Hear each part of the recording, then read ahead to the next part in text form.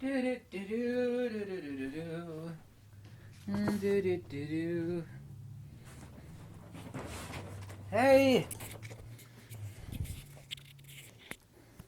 A little saying, you can't fix perfection. You know the reason why some people, including me, buy like tools, including like kitchen tools that are circa 1920s and 1940s, because they're built to last. You know you could rely on them. They're very simplex.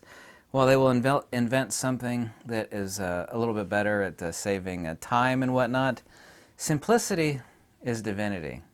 People want, and of course when it comes to electronics, nothing lasts forever, but there is a neat nature of photography where there are these cameras that ride over top like a surfer, ride on top of the waves of time themselves.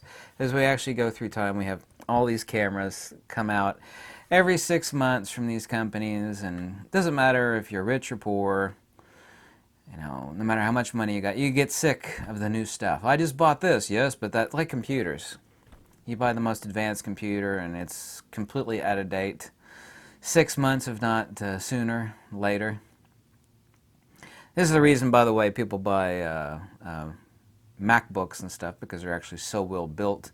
People could say Apple products are overpriced, and they could say they hate Apple products, but as someone who used to fix laptops, you know, there's a reason. And I don't love Apple as a company. I never did. I always despised Steve Jobs because he was a horrible person.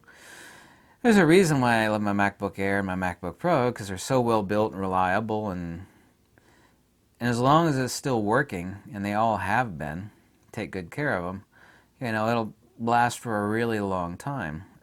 Anyway, getting into cameras, there are these timeless cameras that actually withstand the 6 month to 8 month cycle that all these photography companies have. And this is my list of timeless cameras that no matter what happens, of course all electronics are superseded eventually, but the ones that keep lasting, it's like you're really still proud to own it and you have no desire to get rid of it sort of cameras. It's the je ne sais quoi, the S of a good, reliable camera. And those digital cameras are, in no particular order whatsoever, the X-Pro 2 and the X-Pro 3. I still have my X-Pro 2 and I have my X-Pro 3.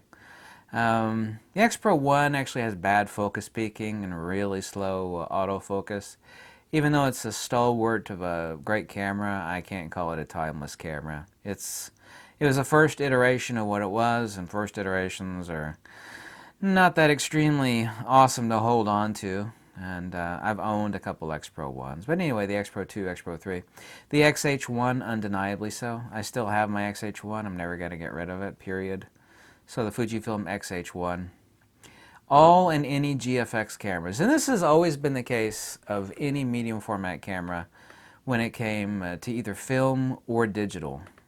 And it is the case that even though film today is 99% dead, the only thing that is still of value that people love and buy and sell and swap and trade, and it's medium format. It's even back in photography school. You know, everybody that had a medium format camera, unless it was for sports action or extreme portability, it was medium format, medium format, medium format, and if not medium format, then it was large format. And that's true today. Anybody that has medium format digital.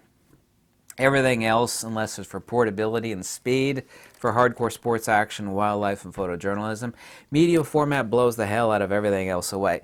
There's not a single person on this earth that could go out and do something that doesn't require, you know, extreme speed or decent speed, you know, landscape, portraiture, stuff that, you know, squirrels on crack up in the trees. Everybody loves the output of medium format. I don't care who you are. That's an undeniable fact. When you go medium format, everything else is ruined to you.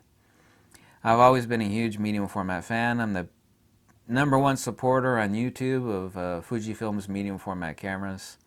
#1, undeniably so. Love the hell out of them. So any medium format Fujifilm camera,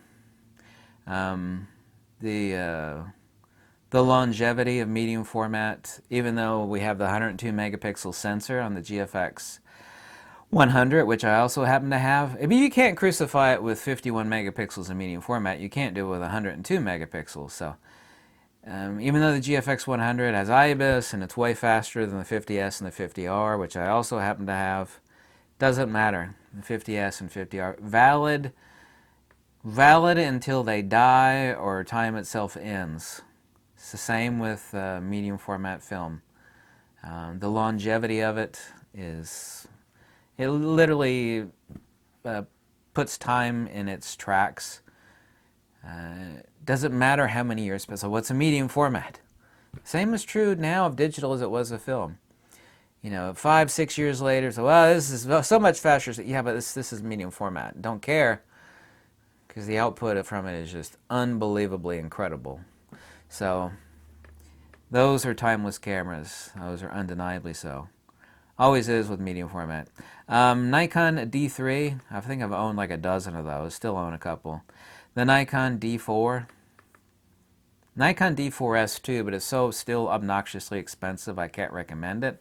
Great a camera as the Nikon D4 is. They even fixed a couple tiny flaws in the D4S. But that's the reason why I don't mention the D4S really. It's just so friggin' expensive. So Nikon D4. The Nikon D850 and its cousin, so to say, the Nikon D500. The Nikon D700. So D700, D500, D850, Nikon D4, Nikon D3. The XT series are that way also. They kind of skirt the edge of that, even though there have been iteration improvements and upgrades. The XT2, XT3, and XT4. I have the XT4 sitting right here. I have 7 Fujifilm cameras right now. There's a reason why I didn't hold on to the XT3. It's because I didn't need it, and now I mainly use, since I did product photography, I mainly use the GFX cameras. But I love the hell out of, and I actually use at least once or twice a week my XT4 when I go out doing things. I love my XT4. So the XT2, XT3, XT4. And lastly, the X100V. I owned the S and I owned the F, but the V is really speedy, and it's up to that point now with the V and its capabilities over that of the F that it is a timeless camera. But so is the F, really. They did make some improvements on the lens on the X100V. By the way, next week I'll be reviewing the XS10 Fujifilm camera. But anyway, those are my picks for timeless cameras. X-Pro 2, X-Pro 3, XH1, undeniably so. Any and all GFX cameras. Firstly, because they're medium format, but secondly, because what they do, they transcend time. That's not really like an esoteric view. They do transcend time. Medium format always has done that for its obvious logical empirical reasons. So, Nikon D3, D4, D850, Nikon D500, Nikon D700. It's getting harder and harder to find a D700 that hasn't had the hell kicked out of it, so it's the reason why I don't mention it anymore. All D700s now are really showing their age. Electronics only last so long. That was never a pro-end camera anyway. It was the cheaper cousin of the Nikon D3. And of course, lastly, the XT2, XT3, XT4. Anyway, thank you so much for watching. And I forgot, I gotta take these sensors. Probably the only YouTube photography channel that has sensors laying on the table. I forgot that I had these here. Anyway, I hope you have a lovely week. And that's it, folks. Yep. Goodbye.